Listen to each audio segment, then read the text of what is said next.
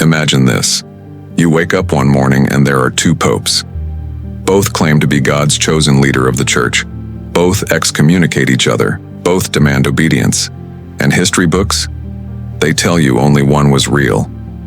Welcome to the world of the Antipopes, the shadow popes who fought for power, influence, and legitimacy, only to be buried or erased by official church history. Stick with me, because by the end of this video you will realize history isn't just written by the victors, it is also rewritten to erase the losers. What's up everyone? Welcome back to the channel.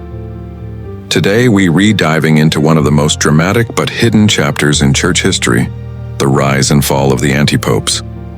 We'll look at who these rival popes were, why they claimed the throne of St. Peter, the teachings and political battles that made them dangerous, and finally, how the Catholic Church erased or minimized their influence in official history.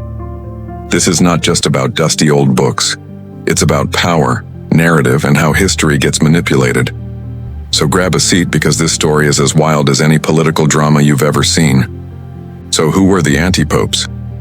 The word antipope refers to anyone who made a serious rival claim to be the legitimate pope, usually during times of political chaos, corruption, or power struggles. The first recorded antipope was Hippolytus of Rome in the 3rd century. He wasn't just some random troublemaker, he was a respected theologian. He thought the official pope was being too lenient on sinners. So he basically said, "Gus, nah, you're soft, I'm the real pope now." And for a while, people actually followed him. But guess what? When Hippolytus died, the church conveniently made him a saint. Why? Because it is easier to erase the rebellion if you flip the script and make him part of the official story. Fast forward to the 14th and 15th centuries.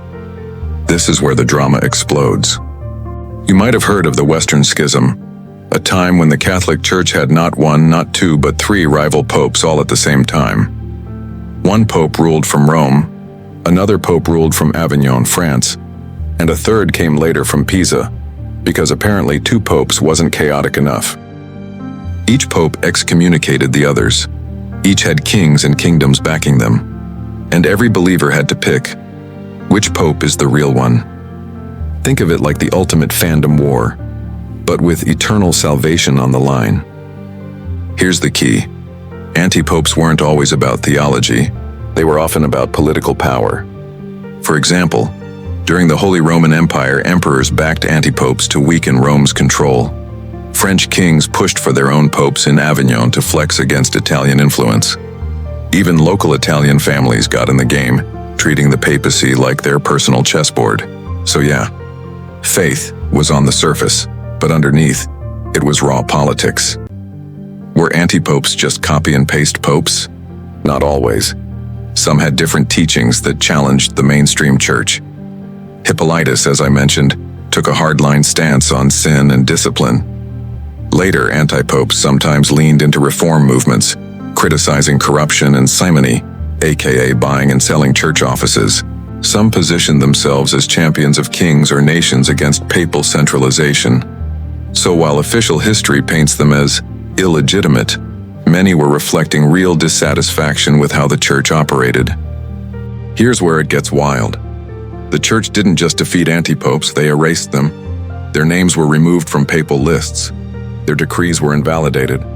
Many of their teachings were branded heresy, even if they had popular support at the time.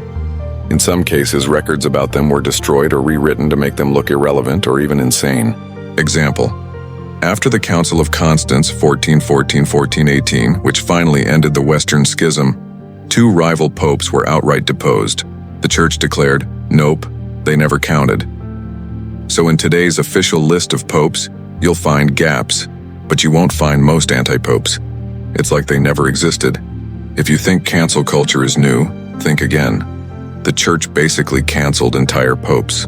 Imagine living in 1400 and realizing your pope, your spiritual leader, just got deleted from history like a bad tweet. One day you're in God's good books. Next day, oops, you backed the wrong pope. That's how messy and how dangerous it was for ordinary believers. You might be asking, okay, cool history lesson, but why does this matter today? Because this is about power over narrative. Antipopes remind us that history isn't neutral, it's curated. The Church had every reason to make sure only one continuous, unbroken line of popes was remembered. That made the papacy look stable, divinely ordained, untouchable. But the reality? It was messy, political, and often contested. And once you see how history can be rewritten like that, you start asking bigger questions about the stories we retold today. So there you have it. The story of the shadow popes, the Antipopes, whose claims shook the Catholic Church, split kingdoms, and forced the rewriting of history itself. Next time you hear that the Pope has an unbroken line back to St. Peter, remember, that's only true if you erase the rivals. If you enjoyed this deep dive into hidden history, make sure you hit that like button. It really helps the channel. Subscribe if you want more history stories they don't teach you in school. And drop a comment. If you lived during the Western Schism, which pope do you think you would have followed? Rome, Avignon, or Pisa? Thanks for watching, and I'll see you in the next one.